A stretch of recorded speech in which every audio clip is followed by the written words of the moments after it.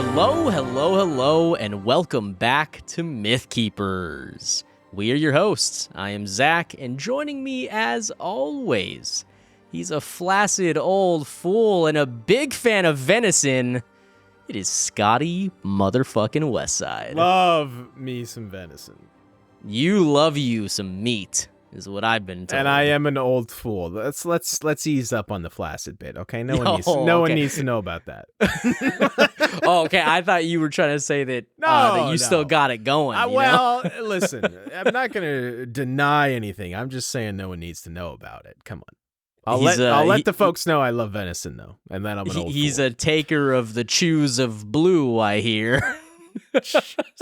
Just saying it backwards doesn't make it like old-timey medieval. It does. It makes it medieval. Yeah, fair enough. Hell yeah, bud. We're back. We're back. We're talking House of the Dragon. Hot D. Season 2, Episode 3, titled The Burning Mill. Yeah, that's a title of this episode. Deep and insightful. That sure is a title. That's what we do here. Yeah. I don't know that I necessarily would have titled this episode that, but hey, you do you. You do you, Hey, HBO. let's start off with you telling us what you would have titled this episode. That's a great question. I'm bad at titling things. Cole's Journey to the West. Isn't it to the Riverlands? Riverlands is it's more north. It's like but northwest. Journey to the West is an actual thing. That's where I stole it from. Oh. Well. Yeah. I didn't get that Cole, reference. yeah, obviously not. Is that a reference from like the fucking 80s? Do you not know what Journey to the West is? No. Oh my god, it's only one of the most famous like myth and folk tales in all of human history, brother. Do you seriously? Would you care to elaborate? Have you ever heard of Sun Wukong, the Monkey King, who Goku is based on, and like 90% of mythical characters? No. Journey to the West. Really, none of this is ringing a bell. Are you doing a bit? Really? No. Oh my god. You're hopeless. I literally can't help you if you don't know any of these things. Yeah, no, I don't. Yeah, I never even heard of that. I didn't know Goku was based off of something. I just thought he was, straight off the top. I straight hate off the to dome. break it to you, but most things are based on something or other. No, you're right. You got me there. Zachy boy, before we jump in to season 2, episode 3, The Burning Mill, there is something I wanted to bring up about last episode. We don't normally do this a lot, so I won't spend a huge time on it. Okay. But as I sat with, I feel like I didn't have a ton to say about like why I was disappointed in last week's episode. But as I sat with it and thought about it, I realized what had rubbed me the wrong way about that episode so badly. Okay. And there were multiple things, but the big one that it boils down to is a couple characters by the name of Eric and Eric. And the problem that I have is wasted potential. The ending of that episode with the clash between the brothers and them both dying could have been like a very emotional, powerful, moving moment. And I think, judging by the way we talked about it last episode, you and I both felt like it was just kind of whatever. Yeah, I thought the scene itself on its own was like, hey, this is a good fight. Sure. I just don't really care about these characters. And that's where the wasted potential is. Yeah. Like that's a great call out. You have said multiple times over many episodes that we've done, well, the few episodes that they were in, and that's part of the problem, is that something to the effect of, I just don't care about these fucking guys. Actually, like literally, yes. Yes. I've said that even They were in last season, yeah. Yes. I think to my recollection, they first appeared in episode 8 or 9. They might have been in the episode before the Green Council. They might not have been. The Green Council was the first episode where they had a somewhat prominent role. Right. But again, the problem is this show did not put in the time or the effort or the work to develop those characters at all. Sure. And then the climax of last episode was this big emotional brother battle between the two of them. Mm-hmm. And I felt almost nothing. And that moment could have been so powerful and impactful if they had put in the time to let us get to know and be interested in and like those characters. So, but it didn't. So let me ask you. So, yeah, we might be getting into the weeds here, but this is a good conversation, Sure. and I'm okay with having What are we here for if not to get into the weeds? This is our fucking podcast. That's true. And we're gonna talk about it. Okay, so because this is good, and I think most importantly, Scott, is that this is constructive. Sure. Right. If you're new here, we talk about the good, the bad, and the ugly of every fiction that we love. Game of Thrones, House of the Dragon being at the top of the list. I feel like we are as objective as possible most times. Yeah, absolutely. Yeah, absolutely. I mean, and we just share our genuine thoughts. Right. Sometimes they're misplaced, and sometimes it takes a minute to figure them out. Sure. And sometimes in this case, it's constructive, and we think about it because we want to. I guess what am I trying to say? Like we want to see the things that we love do well. Right. Absolutely. So if that's the issue, is it an issue of that episode specifically, or is it an issue with how they've been written throughout the series? Yes. It's an issue of the fact that they were introduced 4 or 5 episodes ago, tops, if even that. And I'm going to go out on a limb and say we spent less than 10 minutes of screen time total between the two of them. Well, I don't know. Do you remember how long that fucking chase bullshit was? But half of that was Aemond You're right. And Kristen Cole also. You are right. Yes. Give plus or minus a couple minutes. The point is, we did not spend a lot of time with them, and that's where the show failed. And not in the time that we spent with them is relatively surface level as well. So we didn't get super attached. Exactly. Now, we are fully aware that many of you who may be listening or watching may be big fans of the book Fire and Blood. Right. And Scotty and I are not. We've not read it, and we want our reaction to the show to be honest and not swayed by what was written in the book. Right, for sure. So we have avoided it. And so these characters may exist in the book. We don't know. Right. And they may have prominent roles. And for the book readers, this may have been a hugely impactful moment. Sure.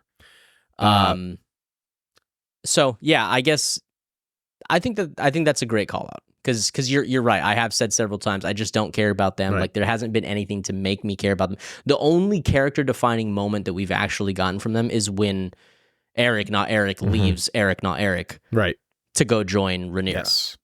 And brought the crown. There's also a brief moment where he Eric, not Eric, is telling the other one, hey, this is who he is. He's a monster. This is who Aegon is. But that's again, 10 seconds after we meet them. And there's just the other problem that and I want to give an example of another Song of Ice and Fire, Game of Thrones universe example of a character we also didn't spend a lot of time with, but their death did hit me greatly because the show did take the time to build. Is it Yoren? It is exactly Yoren. Oh, I fucking knew it. Spot on that one. We didn't spend a ton of time with Yoren. We saw him introduced traveling with Tyrion. He's a funny guy, laughing and joking with Tyrion. We see him briefly when he comes to Ned and tells Ned, like, hey, this is what your wife did. And then he saves Arya, and basically an episode or two later, they're having that amazing conversation in like the tower or whatever, and he dies. And I think the secret sauce there is, even if it's a short amount of time that we actually spent with that character, you put that character with a character we already love and care about, Arya. Yes. And you have them have a very deep conversation, and that can speed run, like, putting a relatively new character with a character we already are established and care about is like the fastest way to get them, or me, to care about them. Absolutely. And Eric and Erica got nothing like that. And that's why it just, like, it genuinely just hurts me a little bit, because I think back, like, man, that moment should have been powerful. That moment should have hit. So, but okay, it didn't. I do need to play devil's advocate a little bit here. At what point is it not basically just, we don't have to color in every single aspect for you? Can you not imagine how painful and heart-wrenching it would be to have to make that decision to fight your brother, somebody who you love? Sure. And appreciate it for that. Right? I can see the argument. I'm not necessarily arguing for, because I also was kind of unmoved by this scene. Mm-hmm. But I still, I'm gonna fucking coin this phrase. I still appreciated the micro here. You fucking love that shit. The actual scene itself was brilliant. I thought it was a great fight, and I did think that their moment between each other was beautiful for that moment. I think as a purely like, oh, it must suck to have to fight your brother to the death moment. Sure. Oh man, that shucks, dude. That fucking sucks. Shucks. That must be a real pain in the arse. But like, it's not going to elicit an emotional reaction from me, because I don't. Again, they're fictional characters, A, and they're fictional characters that, B, you have not made me care about.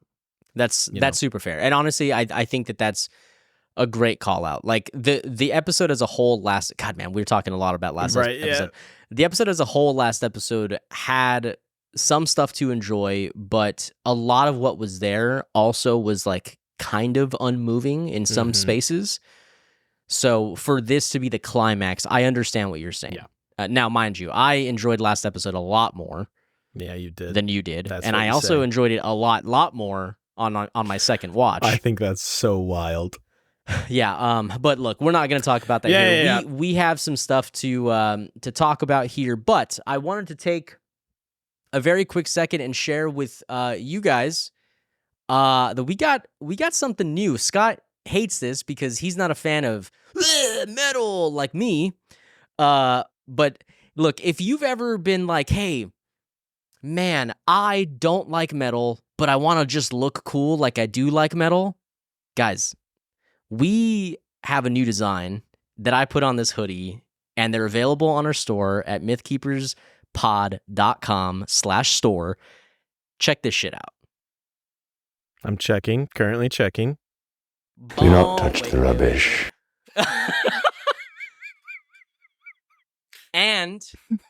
And the coolest thing is that it's on this crazy sick, ultra heavyweight hoodie. That thing looks like denim almost. It's so heavyweighted. I love it. It's also got a stone wash, so it's got that kind of like faded look. Very detailed, like what is this on the edges? Like on the cuffs and on the hood. Distressing? Yeah, well, distressing, but also like even just like the ribbing, I guess. I don't know. Oh, sure. Yeah. Absolutely love this thing. It's so cool. So yes, it is up and available. Go do that thing if you're into it. I'm sure this is fascinating for It's probably my favorite piece of merch. Podcast listeners. Wait, check this out. I could be like Daemon. He's doing some dope shit right now, dude. Fucking dude, this is my war crimes. We're going to go commit war crimes. You do look like a little bit like Daemon walking up about to kill his wife. Anyway. Season 1 callback. just wanted to share that with the people.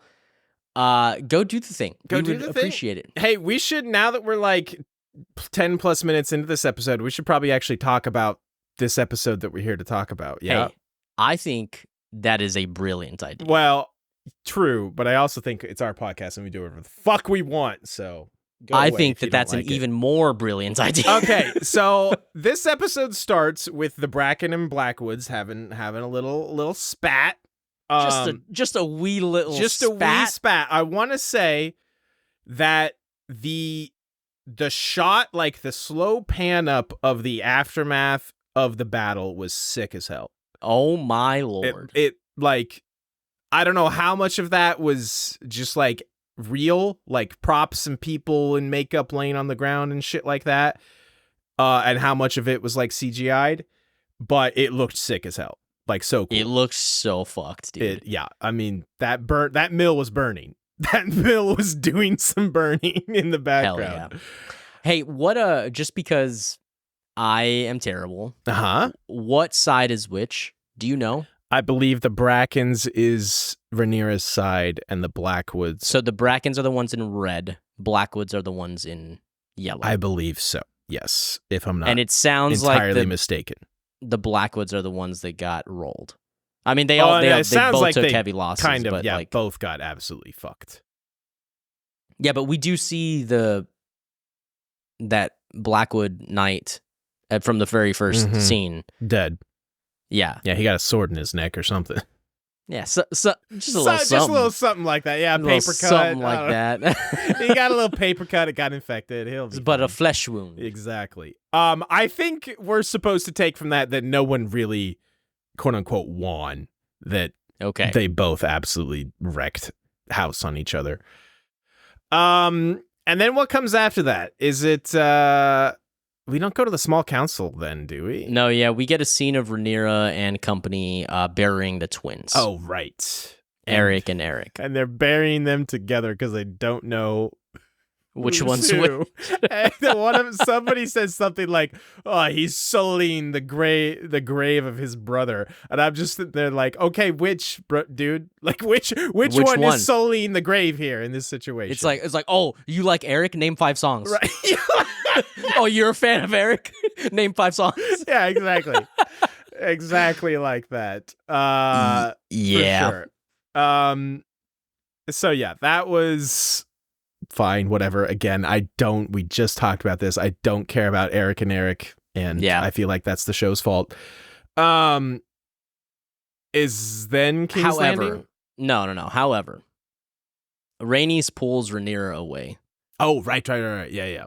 And Rhaenys is just the actual best character in the show. I think she might be. Like, she, as a character, is probably the best character in the show. Especially now that she's had time to grow more into her character, and we've gotten to see Rhaenys a little bit more. I think I may even put her above Viserys from season 1. Oh, because I think that's crazy talk. I just think that get the fuck out. I love Viserys so much because I love Patty, and I love Rhaenys because Rhaenys is just an incredible character. Well, I mean, I'll shake to the fact that she's more of a badass than, well, even that. I mean, did you see him climb the steps of the throne? Yeah. Like, listen, I love Rhaenys, number one Rhaenys stan over here, but you're talking crazy right now. I don't know, man. You're talking crazy. I think Rhaenys deserves her flowers, and I think does she? Listen, we give Rhaenys flowers literally constantly. Oh, she deserves her flowers. You're such an idiot. What is the line she has here? She tells her like, I'm maybe thinking of a bit there's later. No war as hateful to the gods as a war between kin. No, that's not what I was thinking of. It might be later when she talks about basically like, it doesn't really matter when it started, because this is where she's saying like, did it start when Aemond killed Luke? Did it start when Luke took Aemon's eye? That whole bit, is that here? And Rhaenyra is kind of like trying to push it off, right? And blame Alicent for her I guess, compliance with how things are running at King's Landing. Right, and Rhaenys hits her with like how you were compliant with Jaehaerys's death. Yeah, complicit. That was good. Complicit, yes, is what I meant to say. Yeah, she's pissed at Alicent for permitting the whatever, and Rhaenys is like, yeah, as you permitted the death of a child, the murder of a child. Good. Yes, and yeah, great insight. Yes, and she is just mothering her. I feel like she's so good. The thing I loved about specifically her calling out, like, hey, did it start here? Did it start here? Did it start here? It doesn't really matter. I feel like that's also kind of a subtle nod to, from what I've heard about the book, because the book, from what I've been told, is told from like multiple viewpoints, and it's a little bit of like, it's a historical account. So yes, it's a little bit ambiguous, a little bit like unreliable sources and narrators. Well, I mean, if it's truly written like the way that history is told in this world, it's written by the winner. Right. Sure. So it's definitely probably got a bias. Again, thank you, not Don, that Scott or I Don Quixote do Flamingo, for history is written by the winner there. No, yes, true. But I'm saying is like, I feel like each account probably has their own definition of like, what started this war, what truly kicked it off, and something like that. So I feel like that might have been like a subtle nod to how the book was written. But either way, I appreciate her insight as always. Like, she's great. She's she's hitting Rhaenyra with some hard truths. So. Definitely. So then we go to King's Landing, and we see the new Targaryen banner with a green field, and all those banners are being lowered throughout the castle.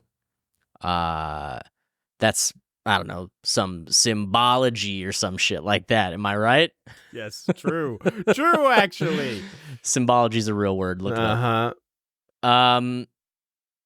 Okay, so we get this shot of Criston Cole in his room getting ready. This is before he becomes Supercuts Criston Cole. Right? Yeah. He still has his hair? Yes. That smile tells me you have feelings about his new haircut, Zach. I think his new haircut looks hot as fuck. He looks hot no matter what he's doing. I mean, he's definitely a good-looking man. Yes. But I like that haircut. I might go get the same haircut. You might go get the same haircut? Dude, I just look like a monk right now. You do look like a monk. I was going to mention something about that. Especially, wait. Look way too much like a fucking monk, bro. That's so funny, dude. Oh my God. So, okay, we're seeing Criston Cole. We're actually seeing a little bit of like, Humanness? I don't know that I want to say, humanness. I don't want to say depth, but like he is kind of a little in over his head. Oh, for sure. And he's realizing it. But then he's like, all right, gotta fucking pull up my big boy pants and walk out and go to this fucking meeting. Yeah. Which he's late to. Yeah. It's I don't know if this is true, but it seems like this might be his like first. I'm guessing it's his first council meeting as Hand of the King. And along his way, he notices all of Aegon's fuckboys. Everyone in Aegon's frat, everyone that pledged with Aegon, is now in the geeks. Dude, it's like, yo, wait, you're the guy that did that one keg stand. Get over here to throw some armor on you, bitch. It's real broke bad. Your collarbone doing that keg flip, my dude. That was legendary. Fucking get in that armor, you bitch. Dude, yeah. It's like Kappa Sigma Aegon on the fucking white coat. On the white. Dude, I know this is skipping ahead, but while we're talking about it, the scene where he's like, but you're sworn to chastity now. And the guy's like, okay. Yeah, sure. Yeah. Okay, sure, yeah, Your we Grace. fucking are. Yeah, we fucking are. And Aegon just kind of stares at him. He's like, yeah, oh, sure. Yeah, yes, Your Grace. Yes. And then they all go to the fucking brothel that night. Dude, Aegon is something else, man. He is something else. We'll get to him. So Criston Cole arrives late to the council meeting. And they are discussing kind of what the next steps are. And they're suggesting that a raven is sent to Lord Tully to try and muster and sway the forces of the Riverlands. Uh-huh. And we hear that Grover Tully, I think you guys might be related because he is also a flaccid old fool, is what I'm told. Yeah. Close relative. Yeah. Yeah. Yeah. Yeah. And you're pushing rope right now, my dude. Flaccid as fuck, dude. 100%. My boy's pushing rope. So Kristen Cole, the maker of brilliant plans, by the way, I should say. Yeah, this plan track seems record. so familiar. Where have I heard this plan before, by the way? I'm shocked Almond Milk didn't stand up and be like, hey, that's my plan. You can't take credit for it. Yeah. Now, I honestly think the relationship between them is almost one of respect. No, for sure. Like, I feel like this made Aemon very happy to hear Cole suggest this here. No, 100%. 100%. Yeah. And also Aemon, the feel that I get is that Alicent, probably even Aegon and others in the High Council, or Small Council, excuse me, probably disregard a lot of Aemon's suggestions to advance into like his aggression, because that is his personality and they feel like they have to temper him. So this is definitely a win for Aemon to have gotten that into Kristen Cole's ear, and then Kristen Cole is now the hand of the king. Yeah. You know? No, for sure. I feel like Aemon probably views Kristen Cole as like his closest ally on the Small Council, for sure. 100%. Yeah. So what is this plan, Scott? Kristen Cole is going to rally a small force and kind of just move north towards the Riverlands, adding people they attacks or they get to pledge to their cause, adding their armies to their own as they move north, and are they going for Riverrun or Harrenhal specifically? I can't remember what exactly they said. I think from my understanding is that he wants to go and kind of sway several of the Riverlands like houses. Well, like, I know he said like he wants to go get the what are they? The Brackens? What are they? I think it's the Blackwoods, if I'm not mistaken, is their side. He says well, no, you're right. The Blackwoods are their side, but he says that he's going to sway the Brackens. Okay, sure. How he's going to do that is beyond me, but yeah. So you can really, that's like one of those, you can only have one. You can't have both the Brackens and the Blackwoods on the same team. That's just never going to work. Definitely. Yeah. But my understanding is that he wants to kind of like start like steamroll, like go get one to pledge, get their men, and then with them go and get the next and make his way to Harrenhal. Yeah. Which I mean, it is a sound plan. Like that is probably what they should be doing. Because maybe a wise man once told me that the Riverlands are the key to the kingdom. Yeah, I wonder where you heard that one from. Yeah, everyone says it. Flaccid bitch. So everyone only says it in this show like 10 times a minute.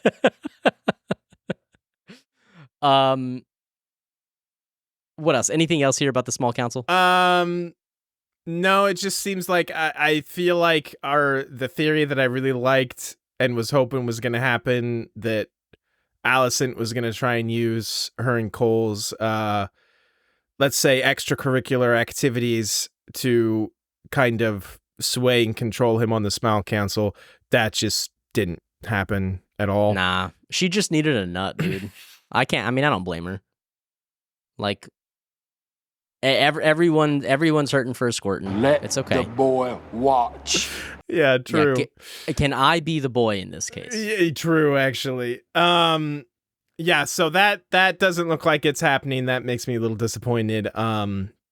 Because she was not happy about this. What's the name of the fucker that sits right to Aegon's left, I can't stand that guy. The Maester guy? No. The Maester is in between the guy I'm talking about and the Lannister dude. Yeah, I don't know. I can never catch his name, but I fucking can't stand that dude. I hate him so I don't even much. know who you're talking about, so I must not like him either. You're obviously not paying attention. Any Lannister, including this dipshit Tyland, is still my guys, though. Fair. No, I don't think I have anything else to say about this. We can move on. What comes after this? So, hold on. Should we talk about the fact that Aegon really, really wants to go to war on his dragon? Yes. Sunfire. Great name, by the way. It's a good name. It's a solid name for a dragon. Yeah, dude really, really wants to go. It seems like they talk him out of it here. And then 10 minutes later, he's suiting up. He's like in the locker room with his boys. And his boys were like, "Wait, really? You're not hopping on the dragon? Really?" And he's like, "You better fucking believe I am. I got one more in me. Let's fucking go."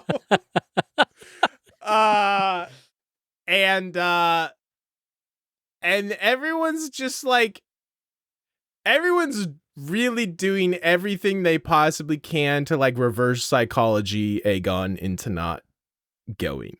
1000%. And I still am shockingly invested in Aegon as a character this season. Yeah. He's just... Yeah. I mean, he's a loose cannon, but he's also, like, shows these interesting moments of humanity and, like... Yeah, I think he's very interesting. Very relatable, like, human emotions, but also then, he's just a psychopath sometimes. And also, it's just like... I can never quite determine which way he's going to go on some things. And I'm so invested in where he's going to end up and how things are going to go from him. It's and him having just him and his boys around him, just like kind of the push and the pull there, and the relationship is just like also kind of fascinating. How, I mean, he's just a lad. He wants to like just a lad. Somebody's got to step up and tell the boy how to live. Yeah, 100%. He's just a boy. He needs to learn how to live. He wants to like still have fun and be just like boys with his boys.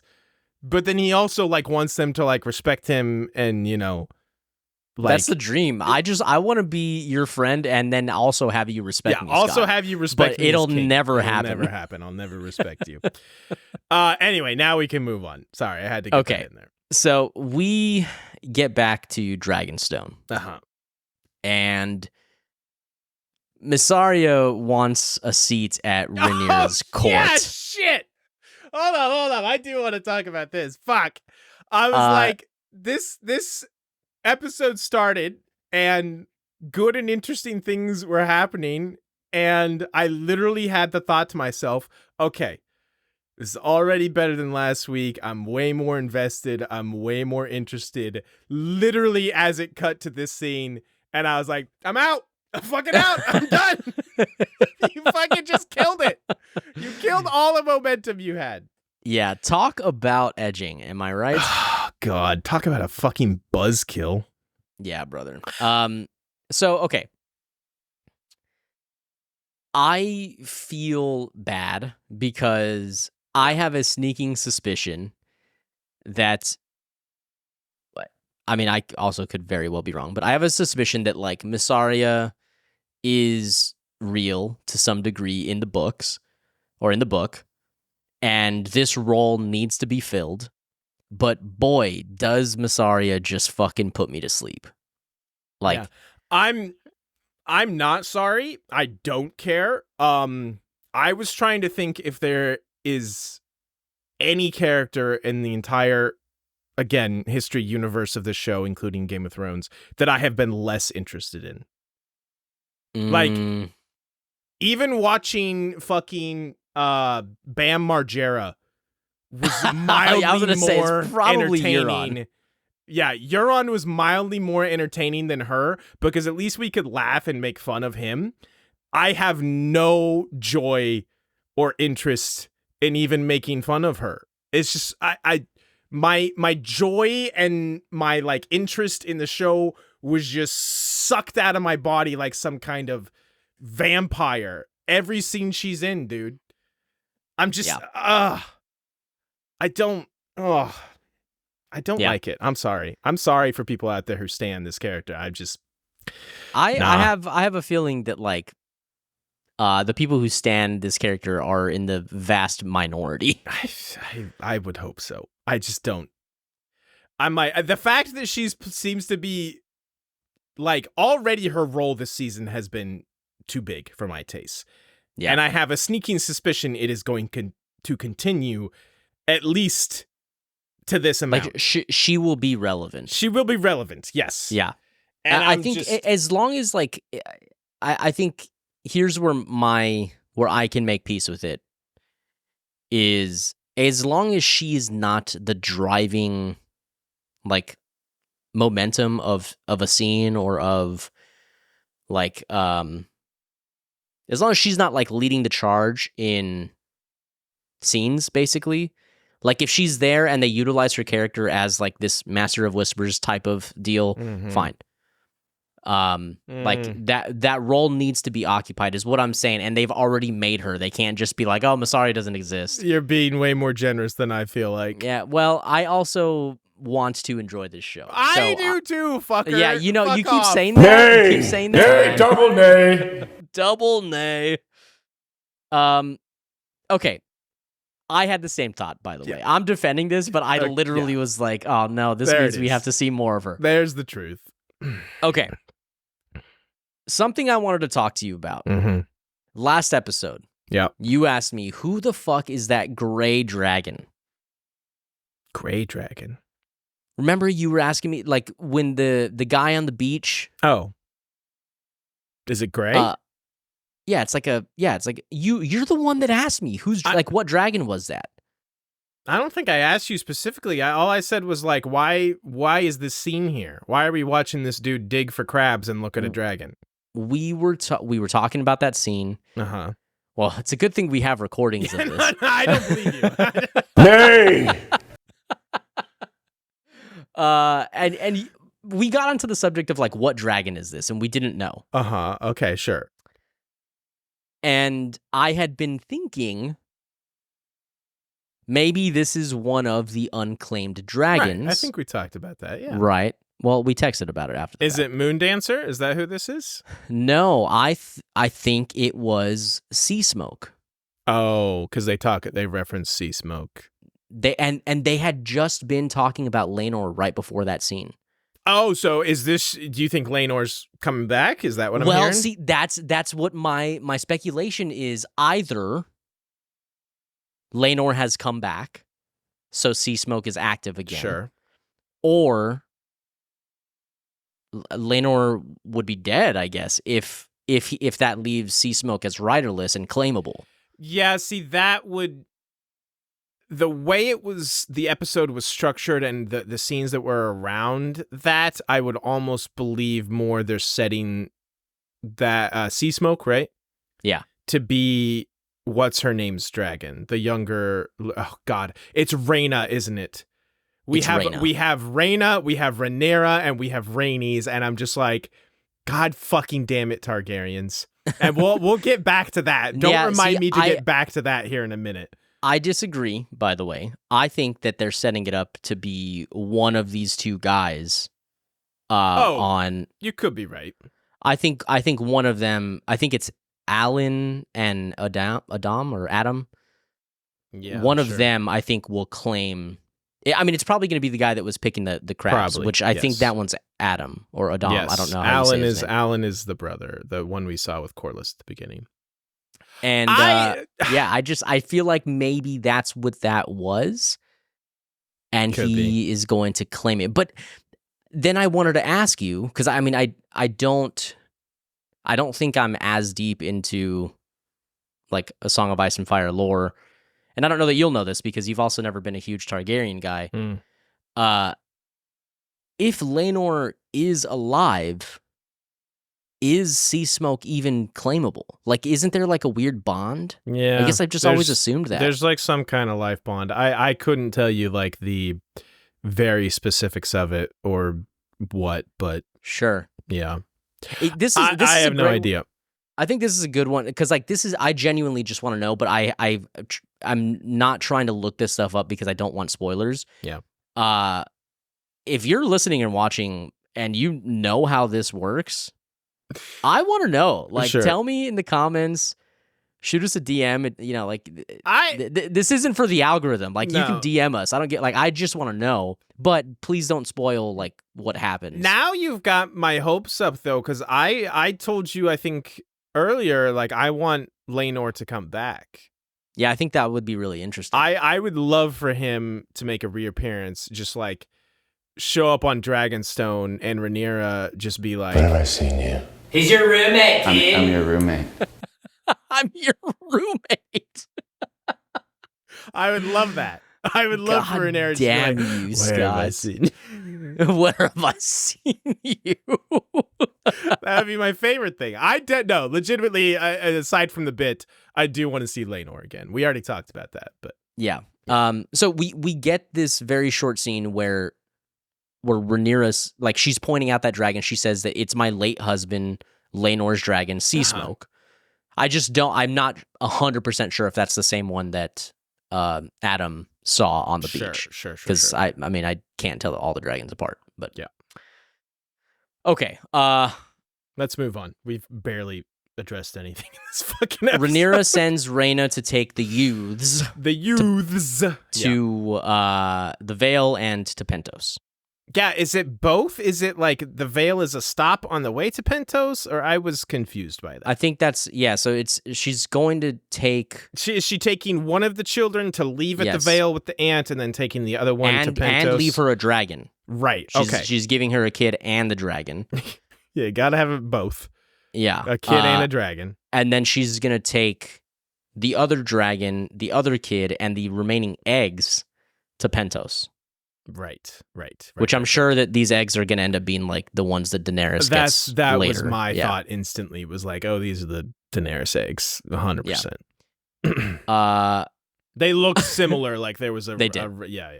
Although there were 4, right? So something's going to happen with one of them. Well, one of them probably hatches. You probably hatch, bitch. Yeah. Do not touch the rubbish. Yeah, dude. So Amanda brought up while we were watching, she's like, that's a fuckload of trust to put on this girl. True. Hey, here are my 2 children. Yeah. 2 dragons and 4 eggs. Priceless dragon eggs, by the way. It's absurd. Go to Pentos. And this girl is like not okay with it, by the way. No. This is like the greatest this is like you're right. Just an absurd amount of responsibility and trust. And she's so like, fucked. Do I have to? She's like, you better fucking volunteer for this before I make you do it. Truly. Listen, she's a teenager. She just wants to she's like, yeah, she doesn't want to babysit her fucking niece and nephew. She wants to go out with her friends and ride a dragon or some shit. I don't know. She doesn't even have a dragon. Well, that's so that's fucked. her Here's whole 2 point. dragons and 4 eggs. Go watch them. She wants a big dragon. I don't know. I don't fucking know what to tell you. She's being a typical teenager, but yeah. Yes, she should view that realistically. That should be like an enormous honor and responsibility. Rhaenyra tries to make that clear to her. Like, this is afternoon chores, bro. This is I don't wanna. I don't want to do it. Exactly. So okay, did you want to talk about anything more there with I got nothing else. All right, so the next thing I have is that Daemon shows up to Harrenhal. Oh, true. This is like I've definitely played some survival horror levels in video games, exactly like what Daemon's doing here. Except for the fact that in those survival horror games, you actually get to interact with things. Yeah, true. There's like actually more than one NPC around. Like he beats the shit out of that one dude. But I do think that's like thematically appropriate because Strong is like, bro, like, what do you fucking want from me? Like, we don't have the coin. We don't have the men. What the fuck are you on about? I just adore that Daemon is like, I'm claiming Harrenhal. and the fucking Strong is like, okay. Yeah, man. Yeah, sure. Yeah. You do you. That's what it looks like. Dude, Metal... Oh, you want the pleasantries. And he like gets up and goes and knees. Damon Metal Gear Solided his way through that castle for like 3 hours and gets one fight and then is just like gets to the boss and the boss is like, oh yeah, that's cool. Oh, you want to have dinner also, by the way? Damon's like, what is this shit? So is he making a play? Is that what we're supposed to take from this? Is who making a play? Is Strong? Daemon making a play to sit the throne? Himself, not for Rhaenyra. No, I just think that he has an ego. Okay, because that's what I suppose that's the two ways you can take this. Is Daemon just wants his ego stroked and to call him someone, Your Grace, or he's gonna make a play for the throne. I mean, he could. I don't know. But I have at this point, it's not even a fucking suspicion because of the bullshit that we see later in this episode. No, that he's not gonna make it out of Harrenhal But alive. I think he dies here. Listen, you don't have creepy midnight visitors say things like, you will die in this place. I hated that. Goddamn, dude. Without someone probably dying in this place. He has himself a pleasant little waking nightmare? Which was, okay, so was the whole thing a nightmare? Or just I think it was like a Rhaenyra sleepwalking, like dream type thing. It could have also not been a nightmare. It could also be some weird, like, it could be some Targaryen magic dream shit. Yeah. So I liked the dream. Yeah. I thought that was very cool. We don't get to see a lot of like dream sequences, magic in that type of. Yeah, whether it was a dream sequence or magic, I think both are true. We don't see a lot of that like type of interaction with this world. So I thought that was really cool. I appreciated that, and I really liked that he sees young Rhaenyra and Prince Jaehaerys. I thought that it was cool that they got her back too. The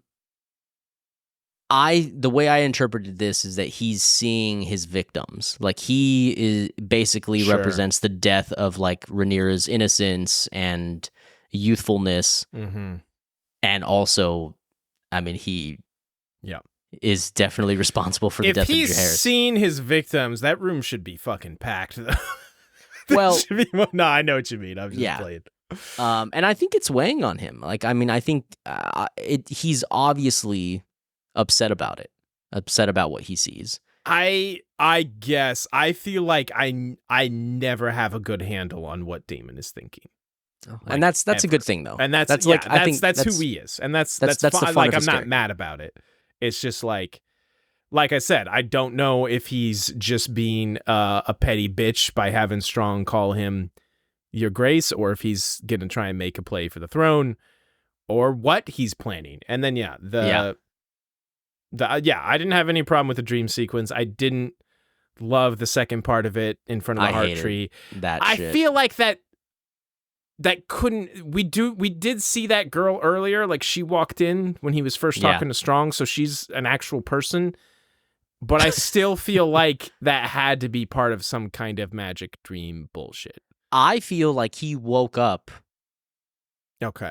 after that and finds himself in front of the heart tree. So you think that part was real? I think that was real. I'm less convinced, but I could see it either way.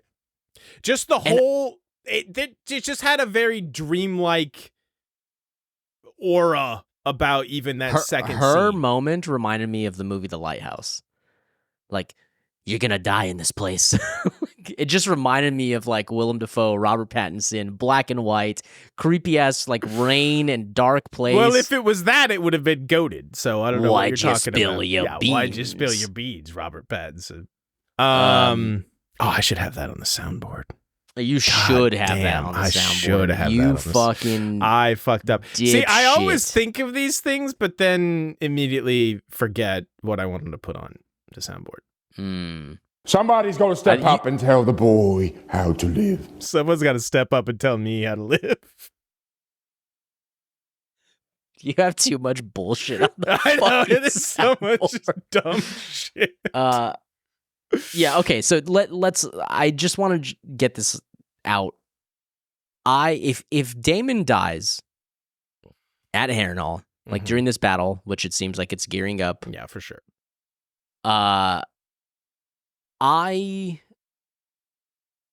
absolutely hate this moment because the little bit of like dream sequence, prophecy, like magic that this world has given us is never this like Cut and down your dry. throat. Yeah. Too on the nose is what you're fucking saying. hate that, dude. Like even in this series, we get it from Helena, and it leaves you in like mystery. You know, you're wondering about it because it's so interesting and like let's dissect that. What could that mean? She says, "I'm scared of the rats," not, "Hey, I think a rat catcher is gonna sneak in here and kill me." But what's also another layer of that is like we've seen these random Also, like scary shots of these rats throughout the whole. So like it's stuff that's like fun to pick apart, and this is like so shit. I hated it. Yeah.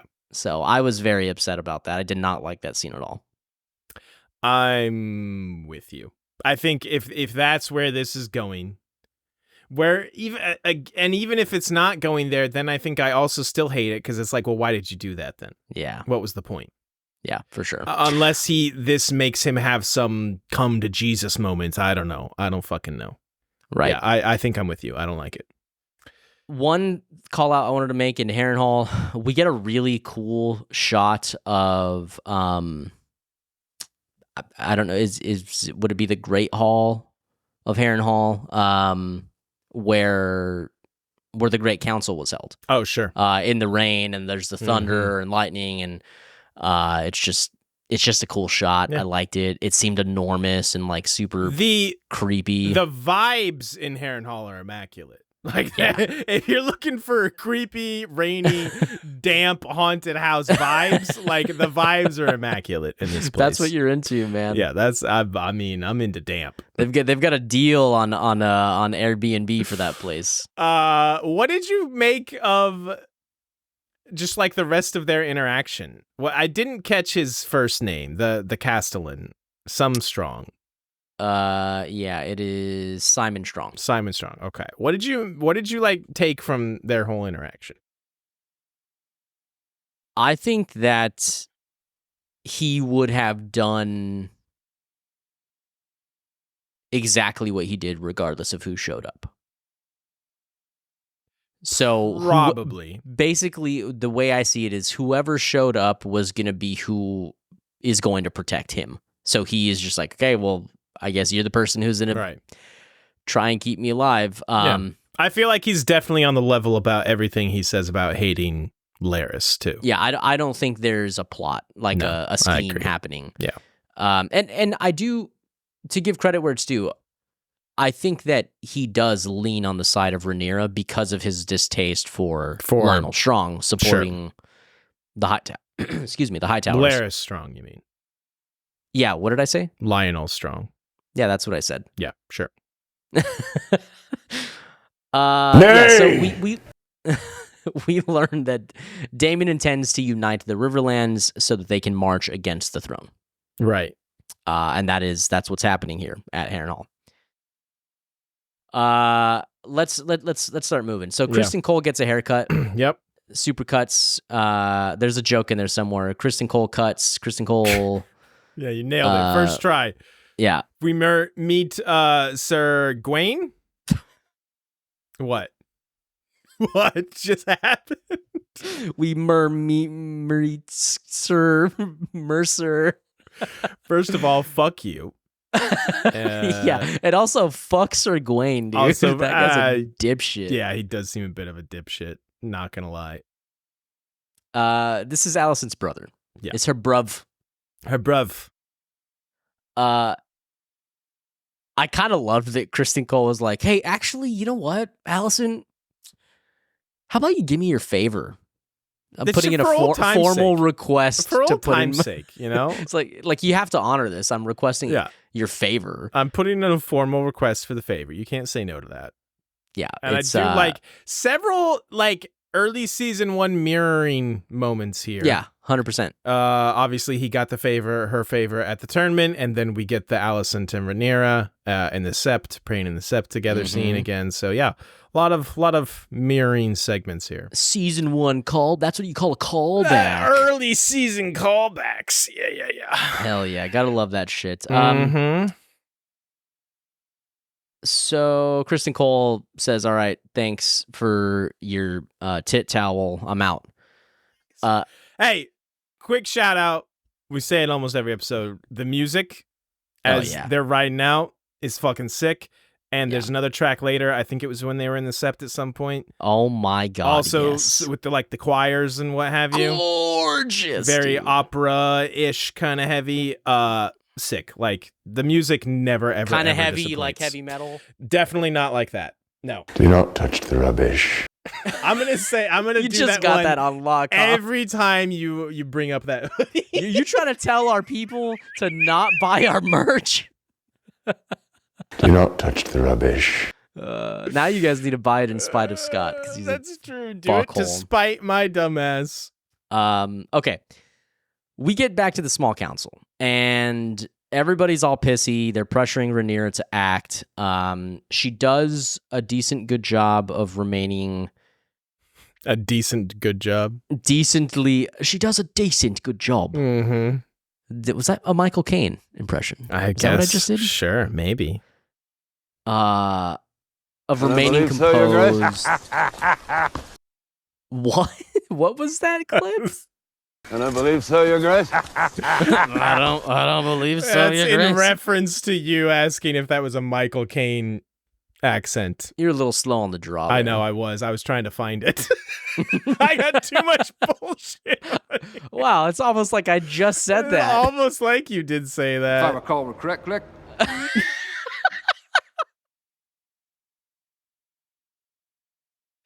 Dude, it's such a bummer that show isn't better. True, actually. Sorry, we need to move. Okay. They're trying to pressure Rhaenyra to act, and she is trying to be cautious. She doesn't want to pull out the nukes. We've talked about this already. Mm-hmm. She does say that part of the weapon of the dragons is that fear. Itself is a weapon. Yeah. And Rhaenyra gets a bit flustered and upset and walks away, and Rhaenys stands up and is like, hey, everybody, chill the fuck out. And also, that's your queen. Stop being dipshits. And then reminds them some like historical shit. Like she's wearing the crown of Jaehaerys. Yeah. The Terminator. I'm T-1000. I don't know. I kind of don't know whose side I'm on in this one, to be honest. Because I feel like action should be taken.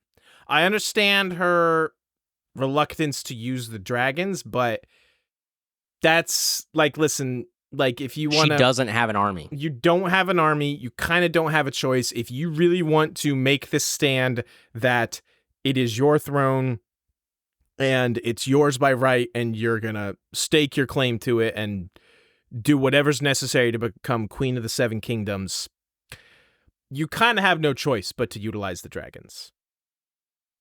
So, props to Rhaenyra for not folding to these dudes and for Rhaenys backing her girl. But also, you kind of need to do something. I agree with this, but I want to add something to that because I think that she knows they're right. Okay, like, I think that's probably fair. That's what's happening, and I think that's why really what this episode is about. Right, why she's so desperate to then meet with Alicent to try to find an alternative path. Okay, that's fair. And I think that, well, I guess I'm putting the cart before the horse. I'll save that for later. Okay. But yeah, I just like the scene. I like Rhaenyra and I like Rhaenys, and I love their dynamic. And Rhaenys having her back is just one of my favorite things. Sure.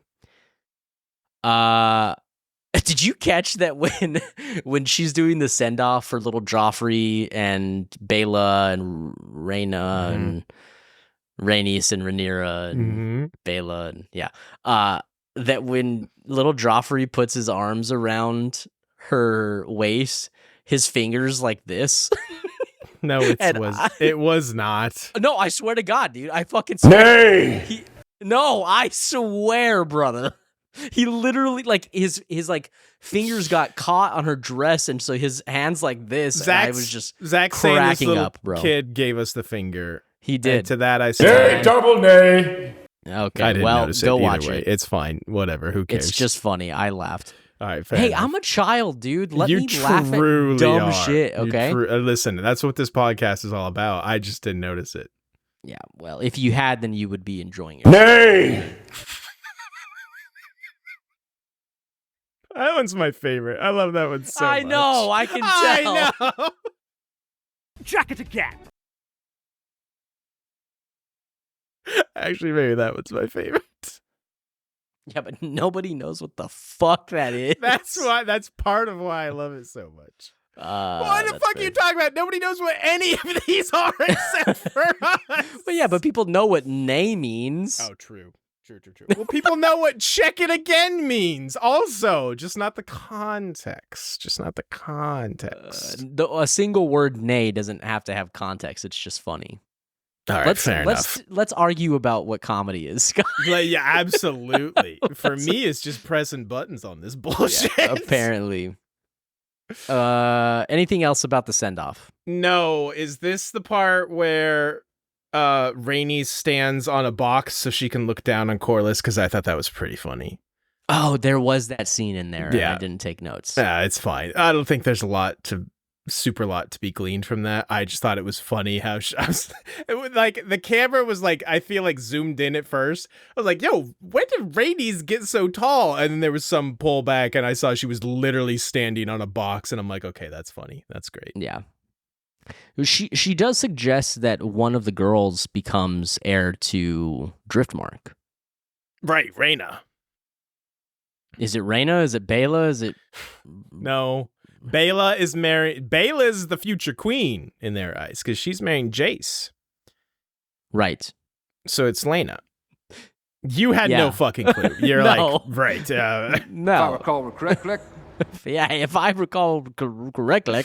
No, it's Rhaena. She says Rhaena. Okay. But whatever. Who cares about the Lord of Driftmark? We fucking did that We don't last give a season. shit. Yeah, we don't give a shit.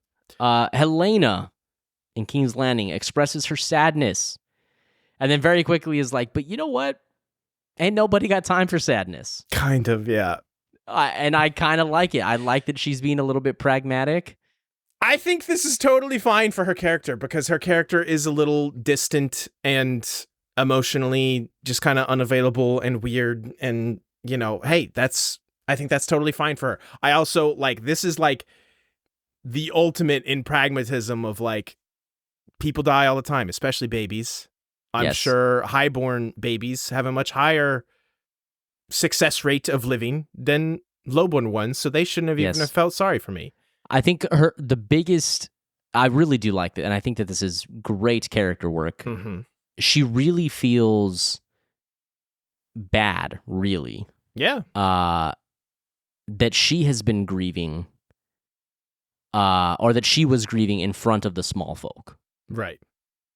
Because Like she's her like, whole what thing are is my like- problems to theirs? Exactly. They have way bigger problems than feeling sorry for me.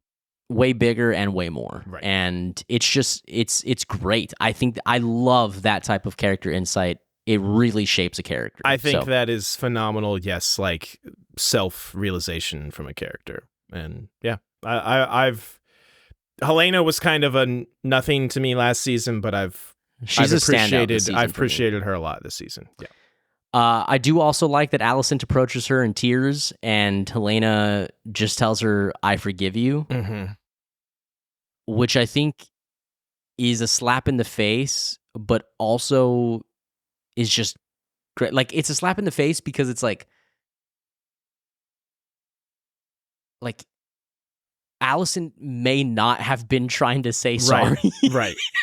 No, 100%. I think there's definitely an element of that because Alicent was like, "What?" Like Alicent literally said, "What?" I think Alicent was more concerned about doing damage control of her and Kristen Cole. Right. But Like, I that's also one of the think first this things is what Alicent needed to hear, honestly. Oh, yes. Yeah, 100%. I just love that she's like, no, I know that you fucked up. Yeah. And I forgive you. Yeah. Yeah, like I said, great stuff from Helena this season, honestly. Okay, we already talked about the Kingsguard stuff. They all look like kids. They're all Aegon's friends. Yeah, they're all Aegon's He's just promoting all of brothers. his boys. Yep. If that's Aegon the Targaryen's Valyrian armor, badass. That is definitely like the last most legendary armor set you get at the end of the game, for sure. That looks sick as hell. It's not even gold. It's red because it's just like it's not legendary status. It's like sure. I thought it was like it wasn't red. What are you talking about? It was black. I see what you're saying. Yeah. Yeah. No. Looks cool as hell. And Larys has to again reverse psychology Aegon into not. So he tells him, "Hey, if you go, then your mom's gonna make decisions." Basically, is what he says, right? Yes. Ain't nobody want that, right? Ain't nobody wants that. 100%. Yeah. We get Aemond cosplaying as Voldemort. Fucking fetus. Take 2 again. Yeah. Can I just need to say, we don't mean to body shame, but that shot was literally him curled up like that. Like you can't change that, okay? The dude is shredded. I mean, yeah. But also, it just wasn't a flattering pose. It's not a flattering pose. A pose just like baby Voldemort fetus. So, I cannot even express how far out I am on Aemond this season on old almond milk. Like, I was out last season, if you'll recall. Now I'm in like a different universe as almond milk. You're in the nether realm. I'm in the netherworld. Just that dude would have to do the sickest shit in television history to get me back on his team. And I don't think that's fine. happening. You don't have to like every character. I can't. The problem is I know other people like them and it annoys me for some reason because I need to know why. I'm going to be honest with you. I feel like from what I've seen on socials, I feel like Aegon and Daemon are still and then obviously Rhaenyra. Okay, sure. Are easily like the people that people care the most about. You mean to tell me that no one's going to bat for my guy Kristen Cole? Come on, dude. People despise him, bro. Hates Kristen Cole, and I can't say that I don't also strongly dislike him. But again, I think I said something to this effect last week. He is exactly the kind of scumbag you need in a show like this. Yeah. Like 100%. He serves his role and his purpose extremely well. Yeah, 100%. Okay. So last thing about that scene is that Aegon promotes Larys to Master of Whispers. Mm-hmm. Cool. Yeah. Moving on. Yeah, I don't give a fuck. This is where we go into the bar, right? And we meet this guy. Talked Ulf? about, right? Oh yeah, is he telling the truth? You think? I don't know. Such a bizarre Such a weird scene. If there's not at least some truth to this, then I'm gonna be pissed again. Because it's like, why? Why do we need this? Why does this need to be here? So there had fucking better be some truth to this, is all I'm gonna say. Yeah. It was funny that in the middle of him, saying all his shit, Aegon just fucking shows up. Just fucking shows up. Yeah.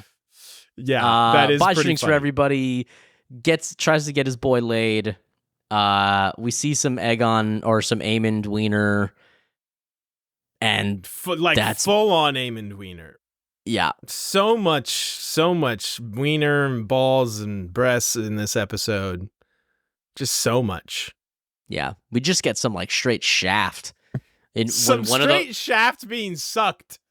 yeah, Like, dude, that curtain's pulled center back and it's like frame. shaft, just right there. Yeah. I mean, good for that Special guy. 2 honestly. plums for one. To fucking take him down to the farmer's market, bro. Exactly. Okay. Here's where I start checking back in, by the way, because I had been checked out of this episode for a little bit. Is here this in the middle. Bela? Yes. Okay. Or is it Rhaenyra? No, it's definitely Bela. On Moon Dancer, which is another sick dragon name. Yeah, but is it Bela? Shut the fuck up. Shut the fuck. Listen, I'm going to have a rant about Targaryen names here in a minute. Okay. We need to save that. Okay, so Bela spots Kristen Cole. Uh-huh. She got really good eyes, by the way. She got the lower the number, the better, right? She got like 10-10 vision. I don't know if that's possible, if that means anything, but like her vision is immaculate.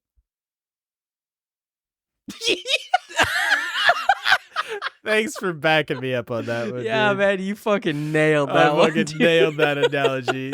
So good. This is what Bela, as she's flying 300 feet above on her dragon. Where have I seen you? He's your roommate, kid. I'm your roommate.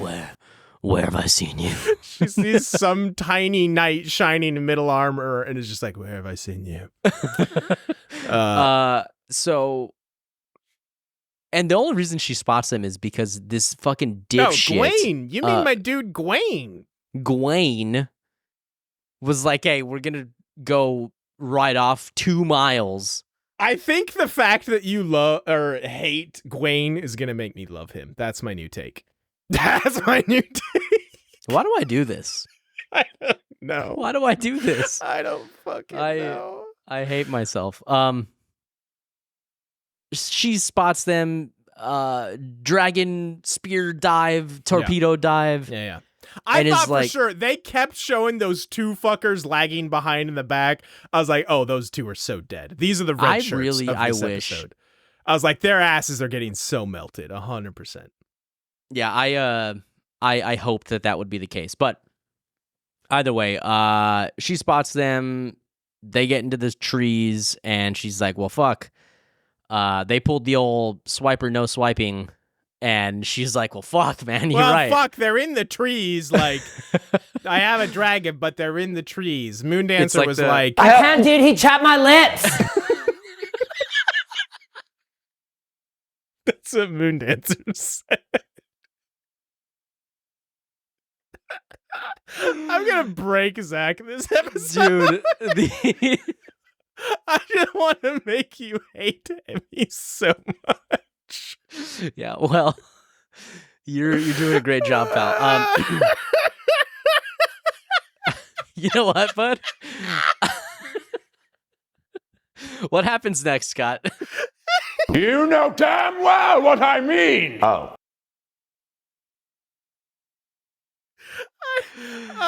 She goes and tells Rhaenyra, hey, I saw that dude Kristen Cole. So they're definitely going to Harrenhal or whatever.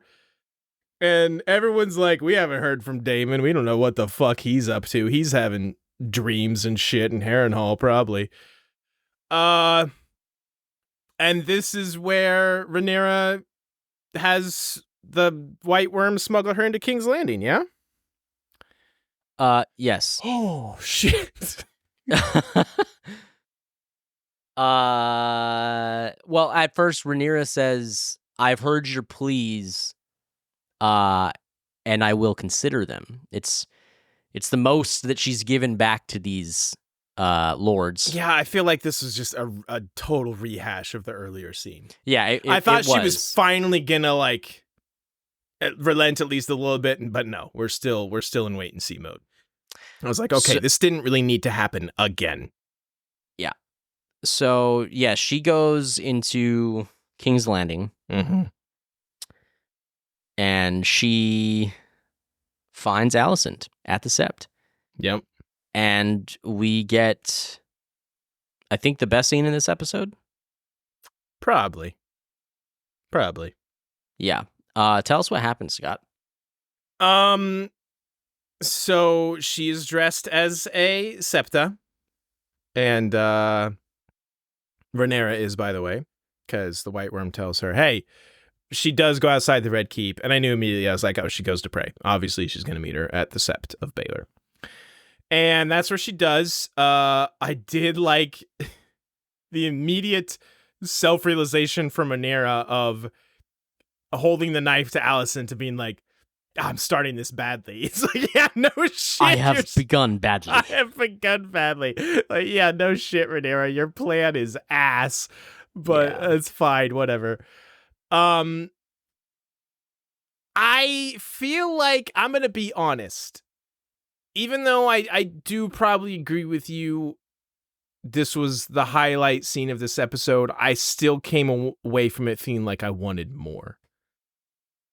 I wanted them to... I feel like I wanted them to have some reminiscing or just like some moment of like tenderness between them, of remembering how close they used to be. And I don't feel like I got that. It was just very combative the entire time. See, I wholeheartedly disagree. Okay, well, tell me what was like the...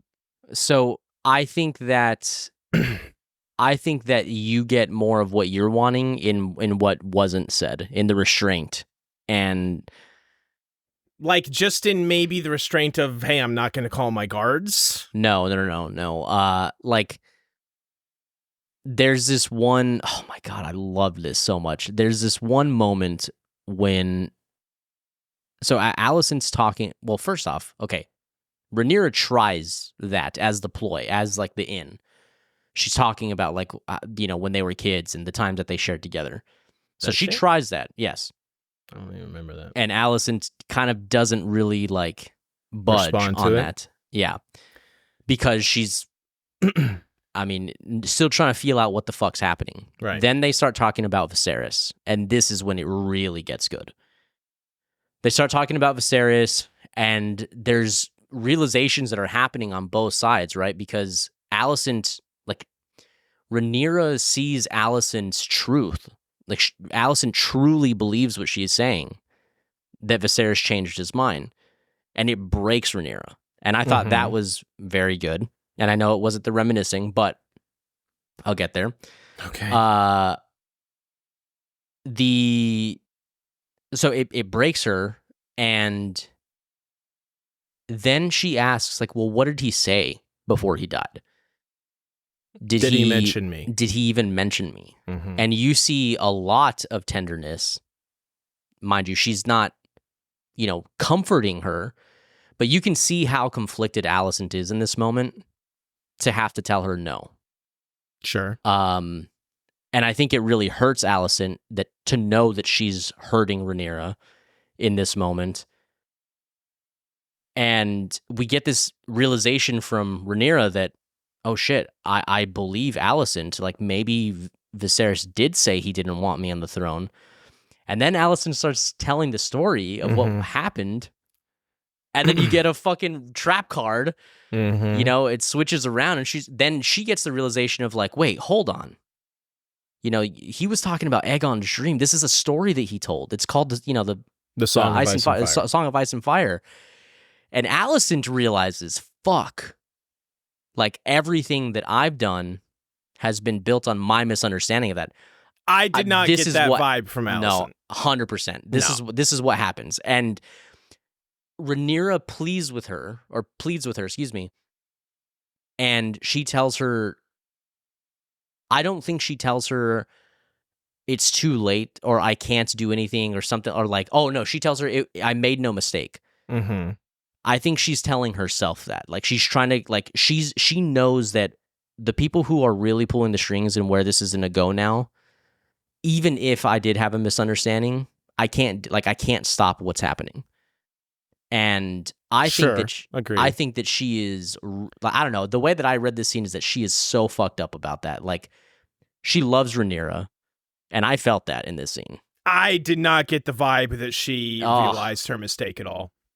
In fact, exactly the opposite. I feel like she she knows Rhaenyra has a bit of a history with bending the truth, and maybe having some boys that are strongs that she says are Targaryens.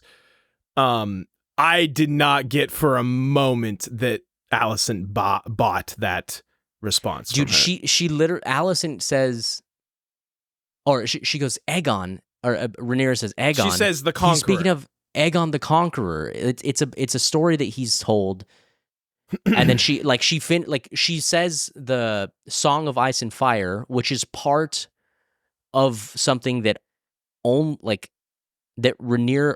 Goddamn, Jesus, I'm so back and forth. That Alicent knows that Rhaenyra knows what she's talking about because she has not said Song of Ice and Fire. No, but I would have to go back to that scene to make sure. I don't recollect Viserys. Jesus, I knew that wasn't right. Viserys saying the Song of Ice and Fire part when she was there to hear him. So I don't think that means, I could be wrong, but I don't think that means anything to her. And the way she said, like, the Conqueror, it sounded so dubious. Like, you're trying to tell me he was talking about Aegon the Conqueror. Okay. I think that she's naturally on the defensive because you have to be. Of course. But I read that as like, oh, Aegon the Conqueror. I read that the complete opposite way. Ah, man, I don't know, dude. I mean, hey, look, I get it's obviously open to interpretation. Right. I got what I wanted from that scene. Mind you, I don't think it started the best. It started like, okay, is this going to get somewhere? But the way it finished, when they start talking about Viserys, I think it's fantastic. And I got what I wanted. I just felt a little... I don't want to say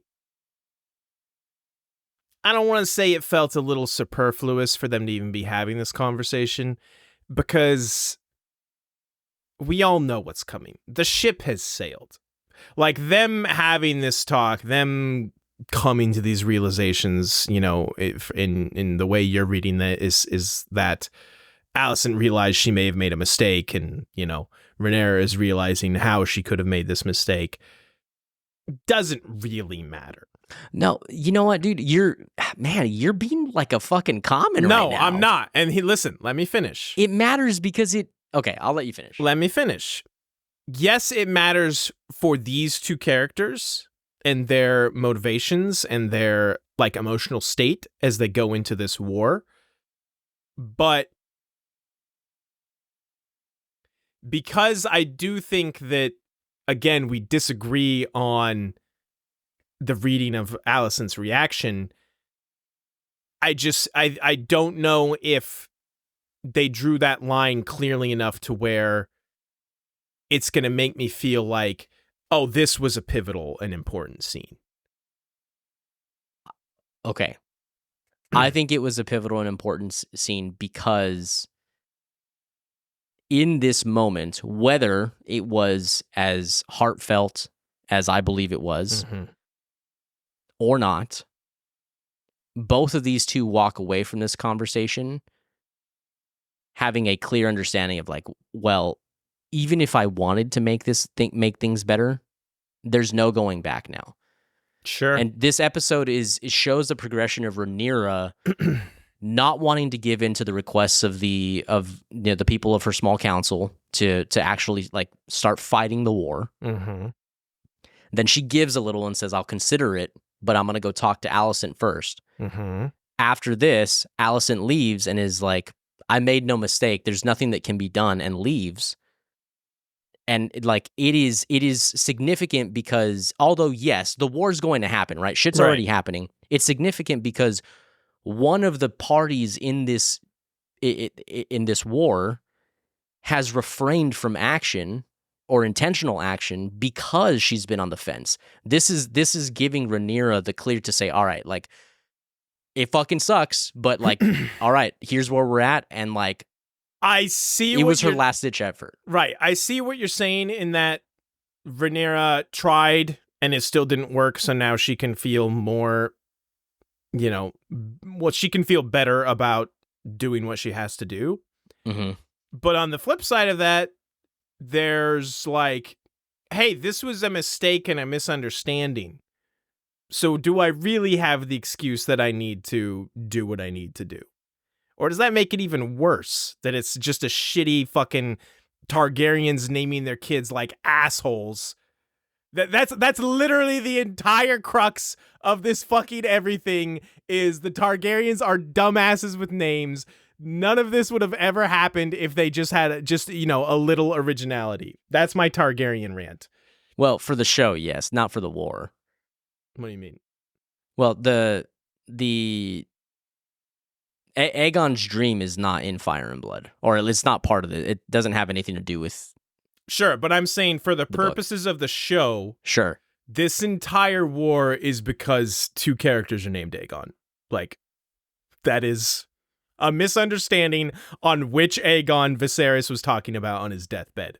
That's what the entire crux of the show is. I think they had to do that because they had to, like, here's the thing is, like, I don't think that Alicent would be relatable or people would care about her at all if she didn't truly believe that she was doing what she thought was right. Like, by Viserys, you know? Listen, so, like, I think it's more for that. But I'm not criticizing it in a way of this is stupid, like, why did the show choose to go down this route? I'm just saying, fuck the Targaryens and their stupid names. They're I mean, dumbasses. yes, okay. As just like as a jokey joke, you know. Like, listen, I understand you have to do some things to make characters have motivations, and they're not always perfect reasons. I'm just this is more about me trying to remember all their Rhaenyra's and Rhaenys dumbass names. You know what I'm saying? Yeah, definitely. Yeah, guys, I'm curious. How did you guys interpret that Alicent Rhaenyra scene? I think that's because I loved it, and I loved that it's what they couldn't say is what spoke loud to me. Like it was very, very loud in that scene. And I really felt the emotion from Alicent. See, I think that's where we differ. I wanted them to say the things you feel like they couldn't say. Like, I wanted that last ditch. We were so close once upon a time. Dump all your, like, last ditch effort, dump all your cards on the table, pour your heart and if you truly want to avoid this war, you should not be holding anything back to try and get this done. You know what I'm saying? I don't think there's anything that Rhaenyra should have been afraid to say or unwilling to say to try and get this done. No. I think you're thinking way too pragmatic, Scott. Like this is literally I don't know what if that's you do. true. I want her to appeal to the emotions of Alicent. No. You're looking at it as like, if they have emotions and she really doesn't want to have to go through with this war, then she has to say these things. If they're right? one of those filthy commons that has emotions, yeah, whatever no, the that's fuck what those you're saying. are, you're kind of right. Look, this you're is like, kind of right. This is almost like when somebody like has to go see their ex one last time for closure. Like, you know where you're at. And I said it earlier in the episode. Rhaenyra knows that they're right, that they need to act, but she is like still so like, she knows that that's what she's going to have to do, but she's looking for any reason to tell her, sure, maybe I shouldn't, or I need permission to move forward. Sure. And so she's there knowing the result of this. But their conversation is what gives her emotionally gives her permission to move forward with what needs to be done. That's how I read this. I just don't know if I can get behind that. I don't know. Okay, well, let us know down in the comments how you guys felt about this scene. Jesus Christ, this episode's so long. Well, hey, we talked for like 15 minutes about last episode. We did, yeah. We probably shouldn't. And this also was a long episode, I think. Again, I vastly underestimate us and our bullshit. I was like, oh, this will be another quick episode. 40 minutes tops. We'll be in and out like a thief in the night. Times 2, baby. What are you rate or which do we do first? Who won the episode or what Who won the episode? Oof, I don't know. God. I don't think we had winners this episode. No. Daemon took Harrenhal, I guess. Someone else had told him he was gonna die though. I was Aegon. surprisingly uninterested in Daemon this episode. Is that surprising? Mysaria I think won this I episode. need more Jace in my life. Can I say do. that? Yes. Fucking really I loved really all his liked it. scenes in episode 1, and since then the show was like, oh, you liked those Jace scenes? How about I give you none for the next 2 Yeah. episodes? You think Simon Strong is the winner of this episode? Maybe, honestly. Dude, that venison with was very well black aged. cabbage and peas. Hell yeah. Well aged, I hear too. I'm gonna go with Aegon just because of all the characters in this show, I'm still most in on him and interested in him. He kind of just got manipulated this episode multiple times, but when he's on screen, I am intrigued. I am locked in. Yeah, I think for me it's either between Aegon or Rhaenys, just because I feel the same way about Rhaenys. Yeah, true. Rhaenys rules also. You know what? Left field. I'm giving it to Bela. Okay. Bela for riding Moon Dancer. Moon Dancer? With her amazing eyes. Yeah, Moon Dancer. Yeah, those eagle eyes. Where have I seen you? Where have I seen you? Yeah, I'm giving it to Bela. Fuck it. You're about to do something wild, aren't you? What are you rating this episode? I think I'm going to rate this episode a 7. Oh, okay. Not that wild. I'm going to be honest. I think I rated last episode way too high. I gave it a 5.5. I do think this episode was better, but not like way, way better. Mm-hmm. I wish I could go back in time and give the last episode like a 4.5 or a 5. Because 6 for this episode seems a little high. 6. I'm going to give a flat 6. Marginally better than last episode. But still, I have some issues. Yeah. Yeah, I mean, I definitely feel the same. I think what I'm feeling right now is there's not enough characters that I love. Like, especially considering Otto was not in this episode at all. Yeah. Alicent, I'm in and out on her a lot of times. I'm mostly out on Rhaenyra most of the time.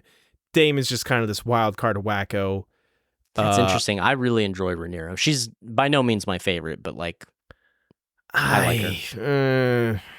Not so much for me. It's Aegon is keeping me hanging on by a thread.